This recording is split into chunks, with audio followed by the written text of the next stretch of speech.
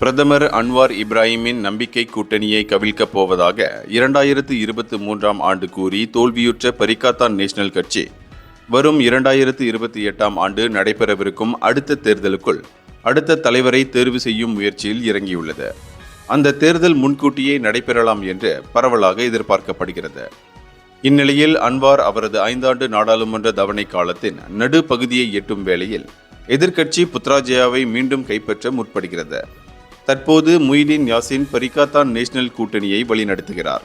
அவரது Bersatu Malaysia கட்சி pass கட்சியுடன் ஒப்பிடுகையில் குறைவான நாடாளுமன்ற உறுப்பினர்களை கொண்டுள்ளது.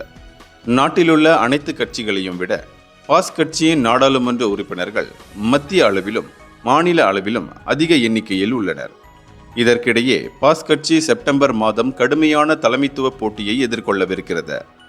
கடந்த ஜூன் 17ஆம் தேதி மருத்துவ சிகிச்சை மேற்கொண்ட 77 வயது பாஸ் கட்சி தலைவர் அடி அவாங் ஆன்மீக தலைவர் பொறுப்பை ஏற்கவிருப்பதாக அறியப்படுகிறது. இதற்கிடையில் பெர்சத்து கட்சியிலும் பிளவு ஏற்பட்டுள்ளதாக தகவல்கள் கூறுகின்றன. துணைத் தலைவர் அம்சா ஜைனுடீனுக்கும் தலைமைச் செயலாளர் அஸ்மின் அலிக்கும் இடையே பூசல் நிலவுவதாக கூறப்படுகிறது.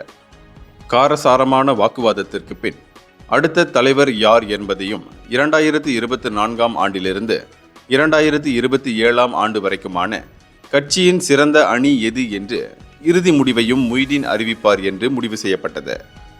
கடந்த ஆண்டு ஜூலையில் நடைபெற்ற கட்சி மாநாட்டில் முன்னாள் உள்துறை அமைச்சர் அம்சாவை தமது துணைத் தலைவராகவும் ஃபைசால் அஸ்முவை அதற்கு அடுத்த நிலை தலைவராகவும் முய்தீன் அறிவித்தார். ஜூன் 16ஆம் தேதி நீடித்த நிலைத்தன்மை, கட்சியின் தொடர்ச்சி ஆகியவற்றை உறுதி செய்ய சிறந்த அணியை முன்மொழிந்தேன். அதற்கு கிட்டத்தட்ட உயர் மட்டத்தில் உள்ள 30 பெர்சத்து உறுப்பினர்களிடம் கலந்துரையாடினேன் என்று அவர் கூறினார். இப்போது அடுத்த பொது தேர்தலுக்கு தயாராக வேண்டிய காலம் என்றும் அதன் முடிவு கட்சியின் அடுத்த தலைமைத்துவம் மீது தாக்கத்தை ஏற்படுத்தும் என்றும் முய்தீன் குறிப்பிட்டார்.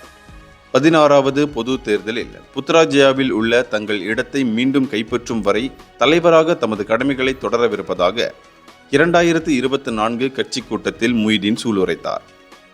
கூட்டணியின் தலைவராக முய்தீன் தொடர வேண்டும் என்று பரிகாத்தான் நேஷனல், பாஸ் கட்சி தலைவர் அடி உள்ளிட்டோர் கடந்த ஆண்டு இறுதியிலும் இவ்வாண்டு தொடக்கத்திலும் குறிப்பிட்டனர்.